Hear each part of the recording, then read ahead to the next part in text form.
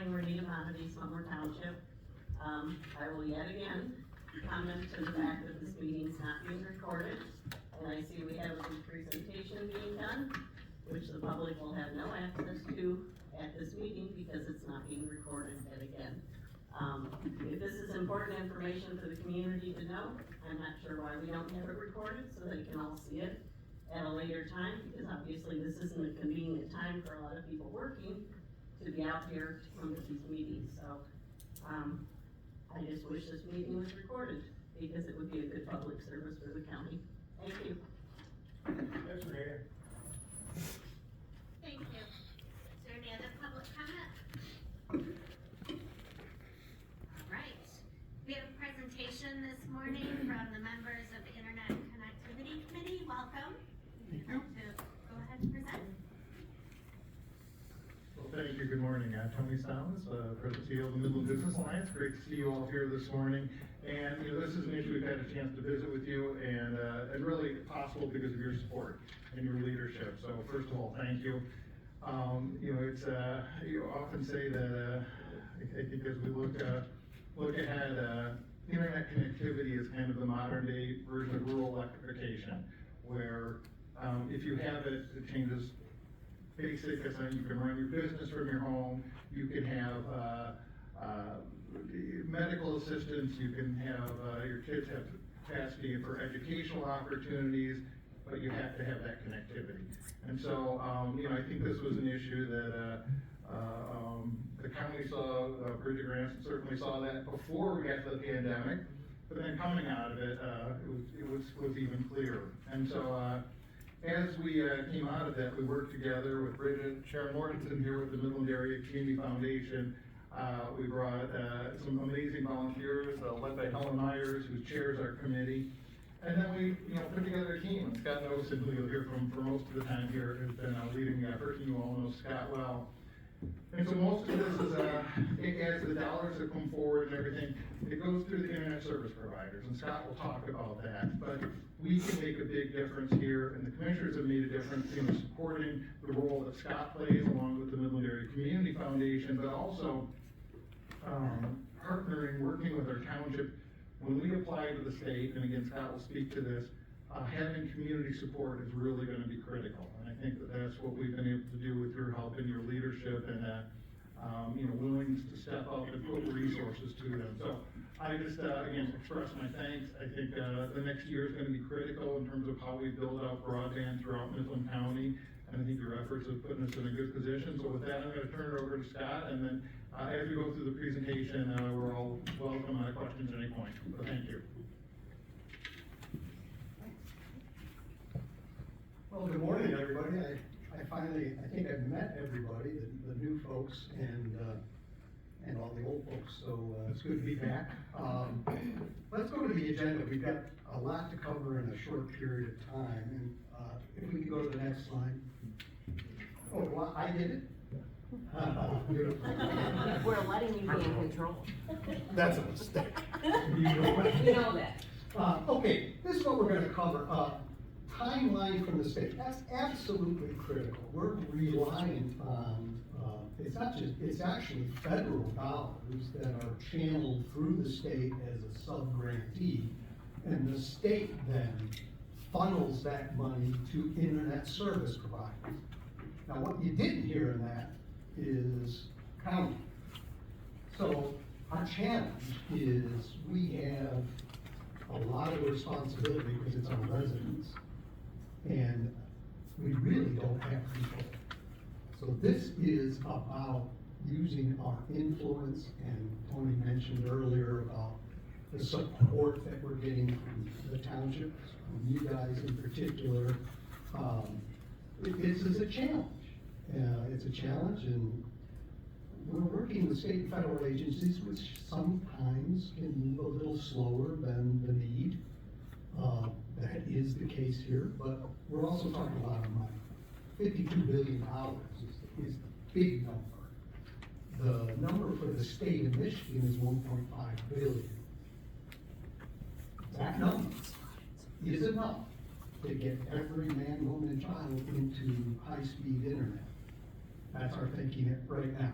given today's supply costs and all of that. So that's the good news, is we think we have enough allocated money. Let me move on here and we'll talk about the map and status of letters of support. Tony mentioned this is absolutely critical.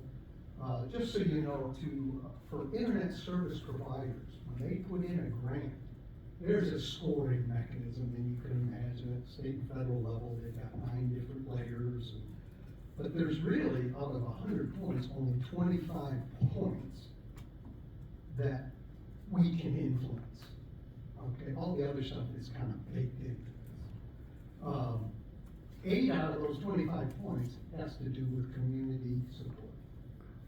And those letters of support will give us, and that's what we've been working on basically for the last year. I mean, it sounds easy, but it's tough to corral everybody. We've got 16 townships and all of that, but we're at a good point right now. And then just talking, yeah, Mike. Real quick, just kind of off base, well, not off basis, but when you say if we do get this broadband internet for everybody in Midland County, Yeah. the people now that currently pay for internet service at their home, would they quit? Does that affect everybody that's paying $100 a month for internet at home or whatever? There's I've never asked that question. Yeah, So, there's 3 components to Okay. this. One is availability. Is it available? That's what we're working on right now. okay. The other thing is reliability. You know, and that even with our current internet service providers, that's an issue. And then affordability. So this money is going to internet service providers that big fiber, for fiber. It's not going to the consumer. Okay, so that issue hasn't changed. Now there have been some programs at the federal level. Unfortunately, those have dropped. There was a $30 a month affordability component to it. That may or may not get revived, you know, the politics of the government right now, and that's a challenge. So the thing to keep in mind is those 3 different components. Okay. Thank you. Okay, yeah, Jim. Scott, when you talk about the availability, from my limited knowledge, there are within the normal process, as I understand it, especially for this, there's underserved and unserved. Right. And then there's the scoring system as well with that for, at least our state, my perception is, tends to be very descriptive in how they choose communities as well. And we tend to lose a lot of dollars going to underserved because they continue to change the bar of what has to be available.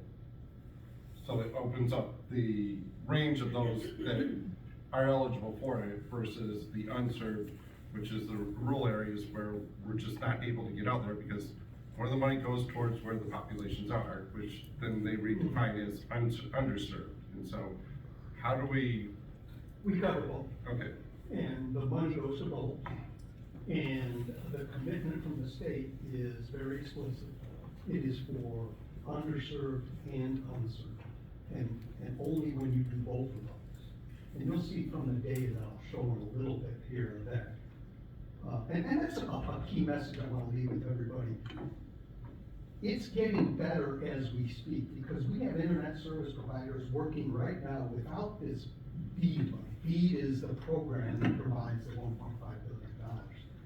But that's not stopping some of our internet service providers from expanding either through previous government programs, et cetera. So a year ago, and data is everything here, and trying to capture the correct amount of data, you can just look at the dots. You don't have to look at anything else. I encourage you later, we'll talk about the map in a little bit, but I encourage you to come up, take a picture, because we've got the situation mapped out now for each of your districts. So you will know exactly who has it, who doesn't. So we capture both served, underserved, and then the overall total. At one point, we thought we were at 15% of that total, served and underserved. As we get better and better data, and we have another year behind our belt, that number is only 7%. So in my town, there are a lot of counties, particularly north of here, that are a lot worse than that. So we are in relatively good shape in terms of all of those that have it and all of those that have to get it yet. Hey Scott. Yeah. I think that, to Jim's point, one of the things that first, I think, was the impetus behind the money coming from the federal government and then through the state, is that business case for internet service providers, right? It's that, the rural area you're talking about that is unserved, that last 2 miles was so expensive to build out. Now, that's the analogy, the last 2 miles, was so expensive that they just didn't, right? Right. And so this grant funding is intended very specifically to help address that issue for the ISPs. Yeah, key component of the grants, this is a 75% matching grant. So the ISP puts up 25% and they get 75%. That's pretty attractive, and it, you know, we'll go through these timelines here, but, it's attractive for a lot of internet service providers to apply and get this quote free money, and as you know, nothing's free. Well, let's talk about the timeline from the state. That's important. We hit a nice mark here in January 9th, April 9th, the window for the internet service providers to actually submit grant proposals. That just started, okay? So, that's January, that's 3 months. And at the end of 3 months, we're gonna know, we've got 3 internet service providers that we think are gonna cover the entire county. We know, believe that. So at the end, in the second quarter, once those all come in, the My High office, that's the state office that manages sub-grantee, they then take that in and they have to do a reconciliation. Because it's very possible that multiple ISPs will make overlapping bids, and that's not an insignificant process. That may take up to 3 months to resolve. Okay, so that takes us to third quarter. Approval of the grants by the My High office. That's a big deal. And so we anticipate construction using BEAD money. I want to emphasize using BEAD money, because it's not like we're not doing anything right now. LakeNet has made some incredible progress on the southeastern part of the state, or of the county, moving west. So, and that's why we've gone from 15%. Some of it is due to getting better numbers, some of it is actual work out there. So, yeah, When you say percent, are you doing it by population or by area? it's actually by residences, physical residences. Yeah, so, households, yeah. So it's roughly, we have roughly 39,000 households. And you'll see the data here. I would encourage you to take a picture of this for each of you. We just got this done. We were just able to get this with data from the state. I know you can't see this here, but I would encourage you later to come up, and I'm happy to meet with you individually if you want me to do that, to get some additional detail and fine tuning. But when I first started this, which is almost 2 years ago, this is what I asked for. I wanted a war room and a map. You know? Because we can map anything. Because we can. And I don't know, Chris is here. Real thank you to Chris and to Nate Miller, who had really gone above and beyond working with the state to get this data. I will tell you, I've gone to a lot of sessions where other counties are present. This system that we have, the GIS system, is second to none, and I'll throw in big Wayne County and all of that. And that has helped us become productive. Okay? So that's the timeline, so that's kind of what's gonna happen in the next year. Let's move on to what I was talking about, the current crude map. Now, let me just go through this fairly quickly. This includes data from the state that we manually entered into our GIS system. Now, could have gotten a shape, we think we could get a shape file, but it costs money and it's from a third-party vendor and it's damn near impossible to get Eastern out of nights. So we said, screw it. We'll take your manual data because we want this as a layer on our GIS system so that we can do this. We can layer in districts. That's the different color of each of your districts. We can layer in served and unserved. So we have now flexibility to create, and that's due in all part to Chris and to me. Good work on their part. So the other point is, so we get a data dump about every quarter from the state, but we want real-time data. So these are gonna be real-time data. So we'll be working with the internet service providers on a monthly basis, say, okay, have you added something? So we can add this, we can take a red dot and turn it into a green dot. Red means unserved, yellow means underserved, and green means served. That makes sense to everybody? Okay. So that was my third point there. I don't want to get into the detail, but there are previous programs that are still out there from the federal government where money is being expended, Robin grants and RDOF grants. We were constricted by one particular internet service provider who made a bid for a whole bunch of these RDOF areas. It was Mercury, not the Mercury you know Lowell. This is Mercury broadband, different company. That really was, and unfortunately, they have defaulted on every one. That's good news and bad news. It's good news because it opens it up for the other internet service providers. So more, particularly since all of these were islands, I had no idea what their strategy was in terms of picking these little census blocks out. But it prevented other internet service providers from making an efficient bid. That's gone now. The problem though is that those are now considered unserved areas, the RDOF areas. And so the total number is a little bit bigger. But it's more in our control. That's a good thing. And I think I mentioned that the data is presented by commissioner districts. We can get more detail and something that you can actually see. It's been a real challenge to try and, I've got a laptop and trying to expand the view on the laptop is hard to just get the resolution that you need. So with, when you have the different views, you have it then by household in the GIS? Yes.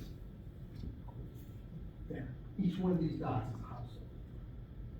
So that the community could, in our outlying areas, they evaluate, and I know there's ways to evaluate, they could give feedback and let you know, validate the data. Is that it? Yeah, absolutely. We're doing that on a kind of a continuous basis. And it's a good question because this data, garbage in, garbage out, the routine. But, every month the data gets better and better and better. Yeah. So I realized that you said that the red dots represent individual households on there. Is the goal to have all of Midland County geographically covered, or the goal to have every residence in Midland County covered? And in which case, say a random farmer's field would be covered, but because there's no houses there, but if there were to be houses, and at some point, houses are being built all different places, then would we always be behind, or is it just have the whole geographic area covered? It's a good question. It is by residence that exists, but I can tell you right now that if we get all the residents on here that exist, the network will be there. So fiber will have been laid so that if you want to put a house out there. Now, having said that, there are some special cases. Imagine a house in the middle of a forest, nothing out there.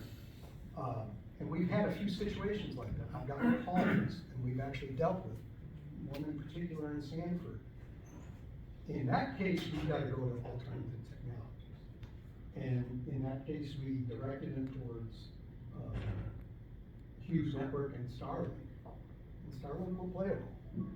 And I would just note, I mentioned the electricity, a comparison analogy. That's still an issue that, for some homes that are built far away from where electrical lines are, that's a problem. I actually think in this avenue, as Scott said, we have the ability to be kind of creative with some cellular, tools that you don't really have in electricity, but you're right, I mean, we're trying to get as many people covered as possible, but it's gonna be a never ending. Yeah. Uh-oh. She's got it turned back on, she's turning it back on, Scott. Okay, so let's talk about letters of support. And there are 3 internet service providers that you guys need to be aware of right now. One is 123net. They are in Michigan, they actually have a little bit of a footprint in Midland County with some trunk lines and everything. They have been the most active, and I've been working with them directly. LakeNet, out on the east and south, and actually their work and their idea is they'd like to cover all of Midland. Did we get it there? That's right. Well, you all had the presentation, I'm just gonna go from there. So, yeah, so 123net, we've got 14 confirmed letters from townships, the county, community anchor institutions, those are called CAIs. And they're satisfied that they have enough letters of support, that they're gonna get the maximum scoring right now. So LakeNet's in very good shape. I'm sorry, that was 123net. Okay. And what helped them is 123net did a kind of a neat thing. They just had a portal where you could just log in, and I know Ann did it. It did. Yeah. It was super simple. Yeah, super simple. No excuses. Yeah. Okay, LakeNet is very close to complete. We have, we're waiting on one township. I need some help on Lee Township, because I've been unable to connect with the right folks there. I can help you with that. Great. The clerk, you want the clerk's? I want the clerk and the supervisor's email and phone. I got you. Thank you. And then charter, wonderful charter. That's to be determined. I asked them 2 months ago if they wanted help with letters of support, and they said no. They said, we haven't decided what we're gonna do.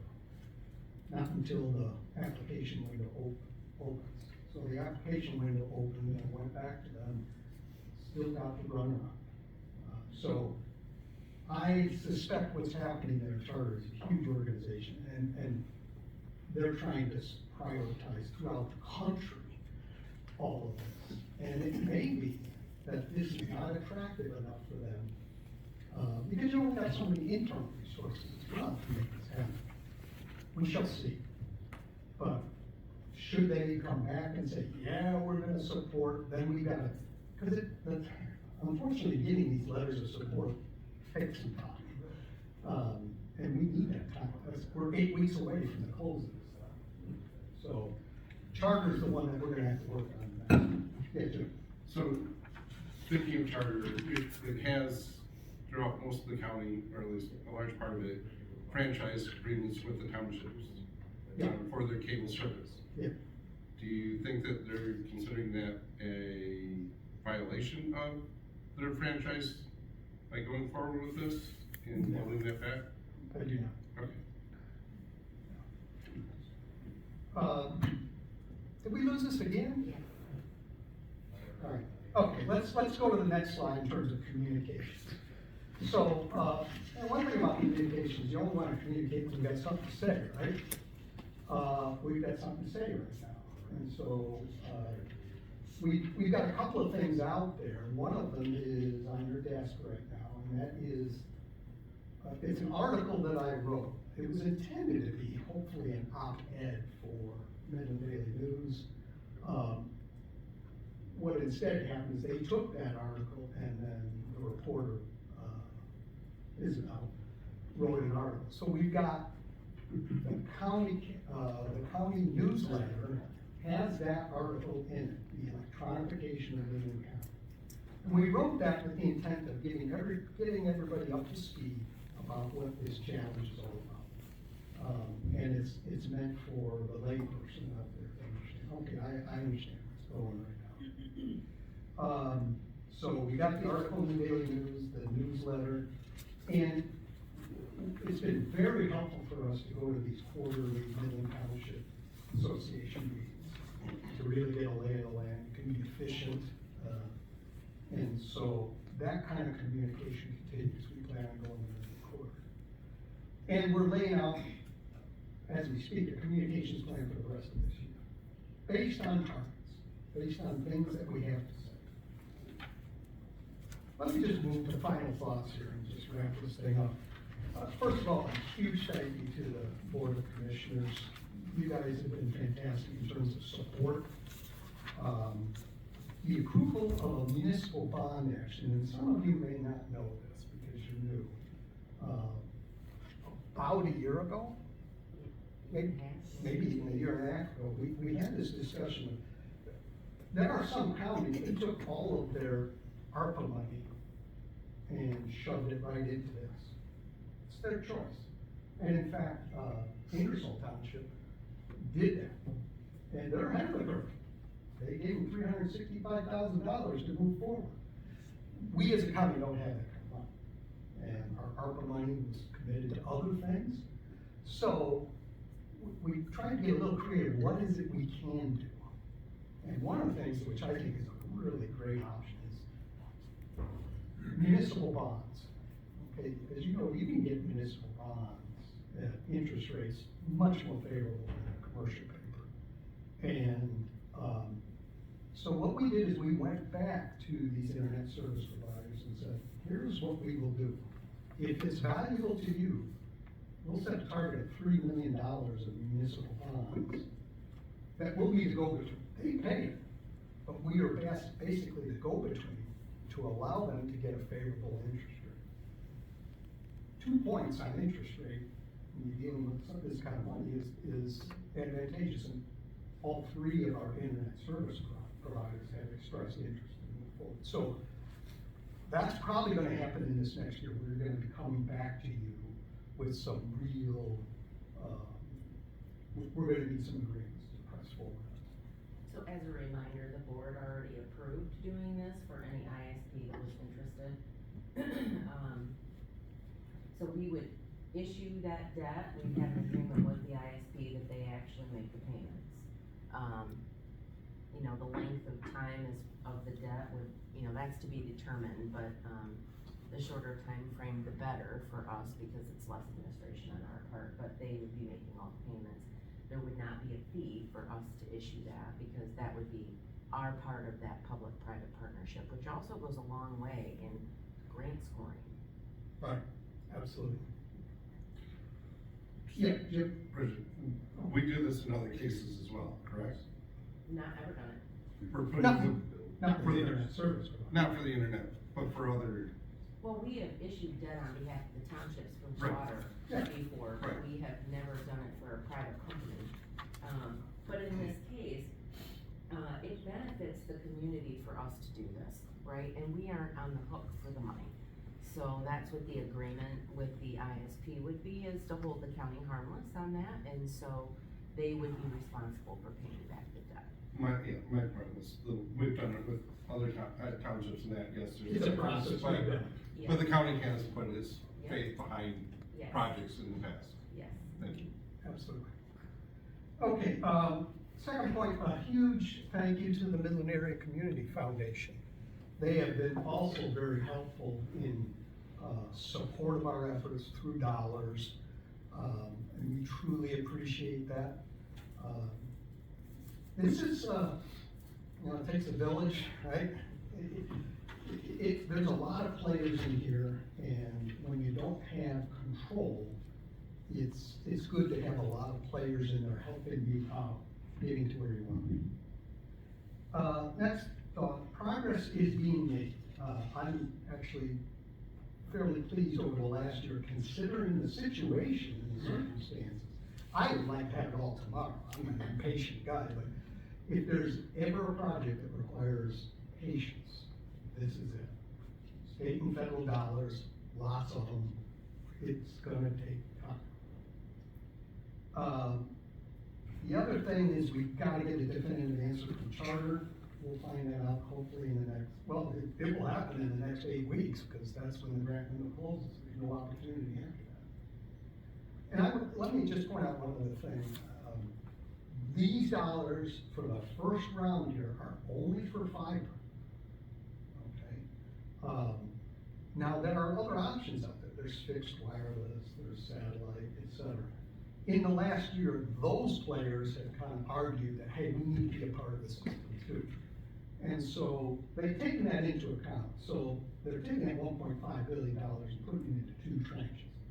The first one is fiber only, because that's where we want to go long term. We want to emphasize that. But as I mentioned earlier, there are some situations where it just doesn't make sense. And so the second tranche will include fixed wireless, will include the satellite, etc. And then I guess finally, we anticipate coming back to you every quarter or earlier if there's big news. And so we want to make sure that we continue to update. And the other thing is, because of these maps here, we're going to be communicating to you, hopefully, in real time.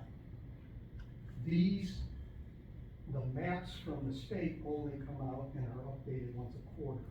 So we got folks working all the time. So that's why these are important. That's why I wanted them, so that we can track.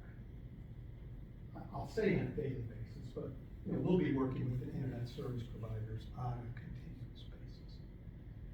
And with that, you've had some great questions. You may have some others. Give me a call.